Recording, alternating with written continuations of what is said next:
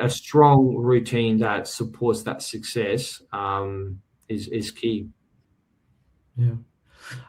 So I want to actually switch gears onto the adversity part, because I knew we touched very briefly on some of the things in your life, but I'd like to just dig in a bit deeper, because anyone joining this conversation can look at you and go, "Oh yeah, you've got it all worked out, and you know what you're doing, etc."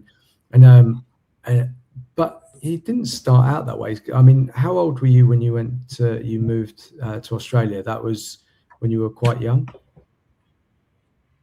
Yeah, that's right. Um, I, I I think I'm far from having it all figured out.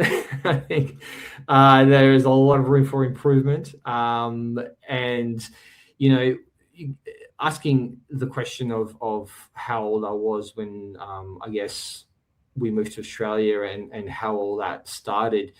Yeah, I talked about this in one of my other podcasts, and the journey of coming to Australia was quite, I guess, quite an emotional one, leaving behind family, leaving behind friends, leaving behind a country, and it's everything that you grew up with, really, everything that you understood, and coming into a space where you don't know the language, you don't know the people, you don't know the customs, you don't know where and how things will pan out. And I think, for myself, and I guess touching on the podcast about adversity and overcoming it, that in itself, coming from one country to the other, was a challenge within itself. I mean, having to learn all of that, but it's not an uncommon challenge. I think a lot of people